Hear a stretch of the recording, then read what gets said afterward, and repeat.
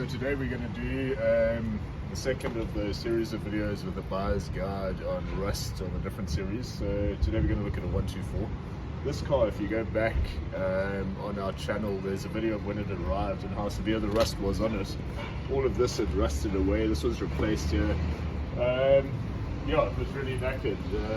There are videos up, but we'll go into the yard now and we'll have a look and I'll show you how rust progresses in the areas to watch. This one over here has been in our yard for about 5 years now. It's difficult to get out because we just pack cars all around it.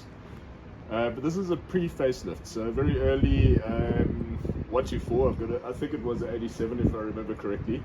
But what we've noticed is that the pre and post facelift rust very differently. The pre-facelift, well, I'll start with what's universal in all of them. Is this over here. This is where the bumper pad, the rear bumper pad rests against. And I've had pristine examples that come off and we pull off the back bumper and there's a big hole like this behind us. All of them have rust there. So if you've got a 124, pull that back bumper. No matter what the car looks like, moisture collects. There's a sponge. We'll go and find a bumper just now and I'll show you how that's constructed and you understand why it rusts over there. But they all have rust of varying degrees behind the back bumper. So that's universal on pre and post facelift. On the pre facelift, inexplicably they rust a lot slower than the post facelift, specifically in areas where it affects it structurally.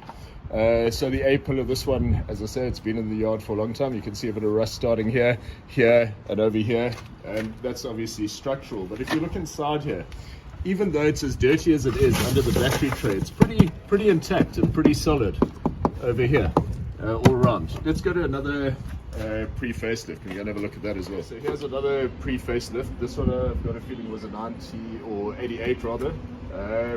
Once again, underneath the battery tray, very bad. It goes straight into the cabin.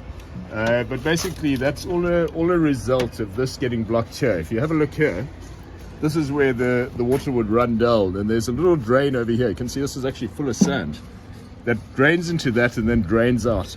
This gets blocked like that, it then overflows, collects here, goes underneath the battery tray and with leaves and rubbish just accumulates there and never drains. So that's on the pre-facelift. But structurally it still seems alright. I mean, if you look at the A-pillar here, there's no rust to speak of there. The base of the A-pillar, you want to come around, the base of the A-pillar really intact still. You get a little bit of rust on the top of the doors where moisture collects on the rubbers and certainly over here. But considering the condition, it is really pretty dry, this one. And this is a pre-facelift. Even though it's pretty dry, it's still got that behind the bumper. As I said, a universal problem on all of them. Let's go look at another pre-facelift before we move on to the pre-facelift. This came in, I don't know, about a month ago. And you can see where rust is developed underneath the water bottle or the washer reservoir, underneath the battery tray over here. Once again, same story. That drain that was over here would have been blocked. That would have been where the outlet should be. But I mean, look at the amount of rubbish here. And it's actually just built up underneath the battery tray. That just rusts straight through and causes that sort of issue where it goes through the firewall into the cabin. But I mean, if you look underneath there, and that's all a result of not keeping the drains clean. Aside from that, once again, this is all structurally sound. You know, the A-pillar is fine. I mean, if you look over here, all good. And this actually looks very good on this one. But here we have an issue where moisture's collected underneath that panel and the boot rubber and just rusted that away. Also over here. Okay, so anyway, this is the pre-facelift. We're going to move on to a post-facelift and you'll see how different that is in the way it rusts. Both post-facelifts. This was a 96 E320 Sportline, which we stripped towards the end of last year. If you go onto our page and just search for Sportline, you'll see what this car looked like prior to stripping. And a lot of stuff is hidden, and this is, as I say, a post-facelift. So this was in very good condition with no visible rust from the outside. When you actually start looking off the front bumper, look at that there. Look at that there. Look at the battery tray over here in this car. Well, that's just deteriorated once again from just this getting blocked. It started over here going through. But what's really concerning is this over here. Now this has started underneath at the base of the A pillar. This is at the top. This car had no visible rust. This has developed. There was obviously a little bump here, but this has developed since it's been sitting in the yard for the last 7 or 8 months. But once again, it's in the pillar, and that's probably caused by the sunroof. You have a look around. Look behind the bumper. Same story. Corrosion starting. That just goes straight through and underneath the boot rubber there, which would then rust the same way that the pre-facelift does. But this car, as I say, was in exceptionally good condition. If you look at the post on Facebook, on our Facebook page last year, stunning. You'd never say it was like a. This one, however, wasn't. So this has progressed a lot, and we can actually have a look at the differences on here. It's clearly visible, the differences between pre and post. So this is all corroded away. This is all collapsed around the base of the back window. This over here, very, very common as well on the post facelift. I don't know what they changed there, but they did. This over here, very, very common. Base of the A pillar, and obviously that affects the structural integrity, everything. I mean, look how that moves there. Look at the A pillar. This is on a car without a sunroof. Okay, so there's no drain going down. But, I mean, look at this here, the A pillar. Open this up here.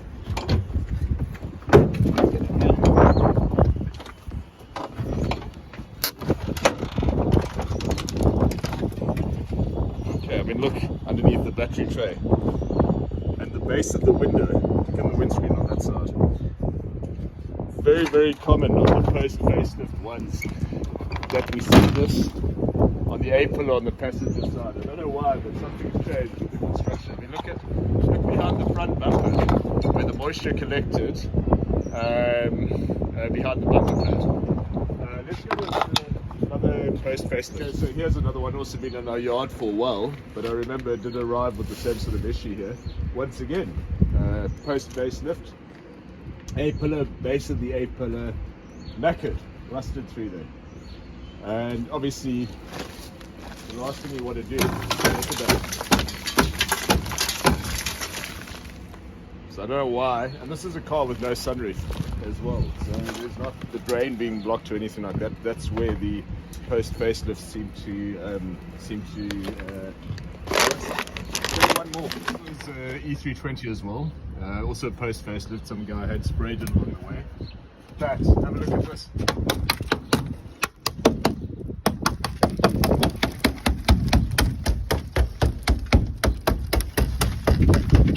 The whole rear here, and that's another very common place. If you look at the white one that we looked at just now, same story. This area here. This area here, and if we pull off the back bumper, there's definitely huge holes behind there. So let's have a look at battery tray. This one, the A pillar actually looks alright on this side, but you can see it starting on the B pillar there at the base of it. Once again, a post facelift. If you have a look there, same story with the battery tray.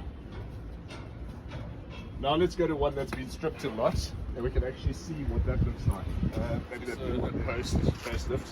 Look at the tray at the back of the base of the windscreen. Here, back of the roof, same story. Look at the A pillar here. This is deteriorated. And once again under the battery tray. It's gone. And on this side actually. Look, under the fuse box. So that's obviously, I mean, you see straight into the cabin there. And once again, A pillar on that side, below the screen. So I've no idea why the pre and post facelift rust differently, but it is very concerning. If you look behind the bumper as well, it's once again from the bumper pads. So yeah, the solution lies in a couple of things. The first thing is just ensuring, if it has got a sunroof, that the drain that runs down here is unblocked. But if you actually look at the plastic, let's try and find one where this still is intact. Maybe I'm inside now where we keep our old bumpers. But the purpose of me bringing you here is to show you wide rust behind. This is a rear bumper. And between the metal and the bumper itself are these bumper crash pads or whatever. But they're obviously, they're a bit spongy, they hold water. The water collects there, just rests against the metal frame behind it, and that's what causes the rust. The only solution there is, once it's got wet, drive it. The air is going to dry it out. Never park it in your garage when it's wet. And if you've just bought the car, pull off that bumper, have a look, and try and catch, there will be some rust there, try and catch it before it gets too far. I'll just go out and show you which drain plugs. Okay, so on this 124 here, which is a pre-facelift, okay, but the same principle on the post. These little drains here, just take a screwdriver and ensure that that's open and that that pipe runs down there. Take a bit of water, pour it here on the window, make sure it runs out underneath and doesn't collect there. If this is blocked, I mean, look at the amount of sand inside here. They're all like that. Something that should be done every week. Just pull over and have a look, make sure there's no leaves inside here, vacuum it out. This side as well, same story. That drain that runs down, make sure it's open. There's a pipe that should go there and go out that drain. If that's intact and the water runs out, it's going to run down the windscreen, run through there, or run along here, run through that drain, down that pipe and out that hole there. And you're not going to have an issue. If this is blocked, because of leaves and sand, all of this is just going to fill up. The water is going to sit underneath your battery and it's going to rust through into your firewall. Things like, go around the other side. Things like this over here, easily preventable. It's just water collecting underneath the seal here. So easily preventable. After you've washed it, after it's rained, drive it. Don't park it and leave it in the garage for another couple of weeks. This as well, with rust, is very typical place for it to rust there. Same story. Water collecting behind there, and then the car parked and it's sitting. Yeah, so that's the sort of thing to take care of. Keep those drain points open. If you've got a sunroof, you've got a 124 with a sunroof, yeah.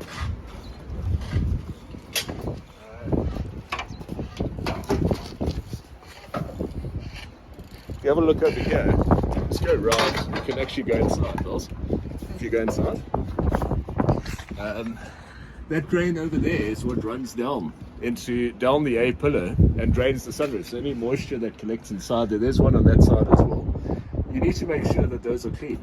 So just run water, a little bit of water in your sunroof tray and ensure that it runs out onto the ground in the front. If not, run a piece of metal down there, like a piece of wire or something. It just comes down here and joins over here underneath and drains out. So just make sure you've got that open here. Here it is here.